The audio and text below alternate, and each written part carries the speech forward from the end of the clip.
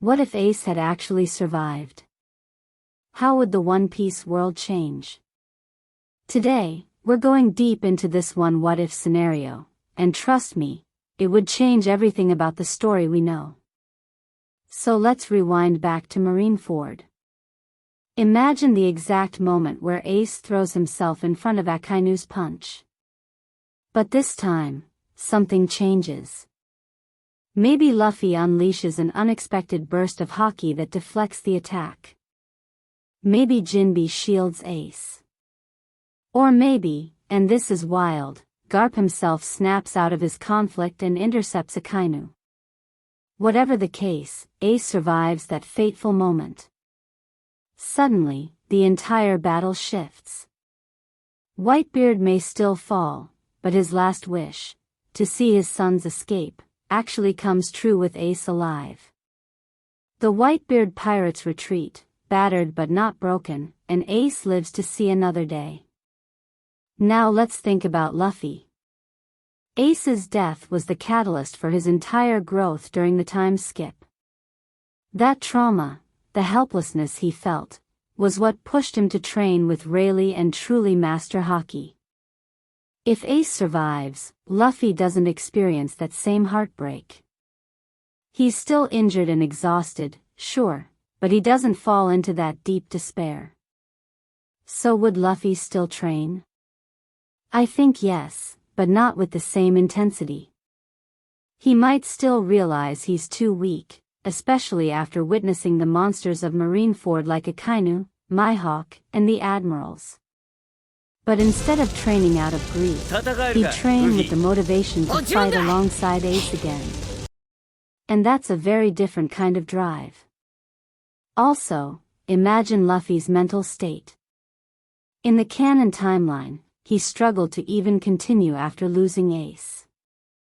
But with Ace alive, Luffy's spirit would be stronger. He'd carry hope instead of sorrow. This means when the Straw Hats reunite after the time skip, Luffy might actually be even more optimistic than we know him to be. The shadow of trauma wouldn't weigh him down. Now, the bigger picture. Ace's survival means the Whitebeard pirates don't collapse in the same way. Sure, they're weakened, Whitebeard still dies, and their fleet takes massive damage. But Ace, being Whitebeard's 2nd Division commander, now has a massive responsibility. He could step up as a leader to carry on Whitebeard's will. This completely changes the Yonko balance. Instead of Blackbeard sweeping in and stealing Whitebeard's territory uncontested, Ace and Marco could actually defend it. They might not hold everything, but with Ace alive, the Whitebeard pirates wouldn't be destroyed in the payback war. Blackbeard's rise would be much slower, if it happened at all. And think about Ace's reputation. The entire world saw him as the son of Gold Roger. His survival would send shockwaves across every corner of the Grand Line. The Marines failed to execute him, and he escaped from the jaws of death. His name would inspire fear and hope, depending on which side you're on. To many, Ace surviving Marineford could even be seen as proof that the Pirate King's bloodline is destined to endure. Blackbeard's entire rise to Yonko status depended on chaos. He betrayed Whitebeard, captured Ace, turned him in to become a warlord, and then swooped in after Marineford to steal Whitebeard's devil fruit. Without Ace's capture, none of this would have unfolded the same way. Sure, Blackbeard is still dangerous and ambitious, but his meteoric rise would be slowed dramatically. He wouldn't become a Yonko overnight. Instead, he'd probably have to take a longer, bloodier path to the top. This also means that during the 2-year time skip, the power balance in the new world looks very different. Instead of Blackbeard filling Whitebeard's shoes, Ace might be the one carrying Whitebeard's legacy. Here's another angle people forget: Ace's survival would send ripples through the Revolutionary Army. Remember, Ace is Luffy's brother, but also Sabo's brother. In the canon timeline, Sabo's memories come flooding back only after learning of Ace's death. But if Ace is alive, does Sabo ever recover those memories? Maybe not. This could mean Sabo remains in the Revolutionary Army as just another fighter, not the second in command. That drastically changes the revolutionaries' power structure.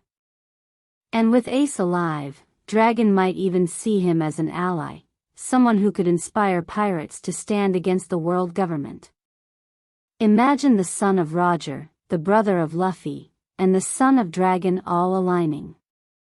The world government would have every reason to fear the D brothers even more. Finally, let's fast forward to the inevitable final war of One Piece. In canon, it looks like Luffy, the revolutionaries, and their allies will take on the world government.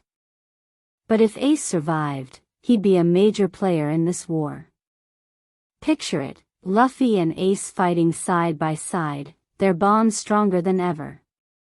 Ace might even awaken his devil fruit powers by then, becoming one of the strongest allies Luffy could have.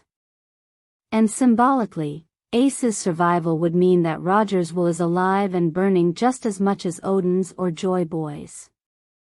The final war wouldn't just be about Luffy carrying that torch, it would be about Ace carrying it with him. So in the end, if Ace had survived Marineford, the world of One Piece would look radically different. Luffy would still grow, but without that heavy trauma. The Whitebeard pirates wouldn't crumble so easily. Blackbeard's rise would be slowed. And the Revolutionary Army might take a whole new path. But above all, we'd get to see what everyone truly wanted, Luffy and Ace fighting together until the very end.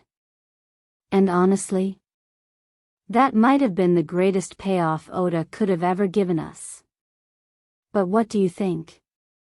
Would One Piece be better if Ace had survived, or was his death necessary to make Luffy the pirate he is today? Let me know in the comments, and if you enjoyed this What If, make sure to like and subscribe for more One Piece deep dives.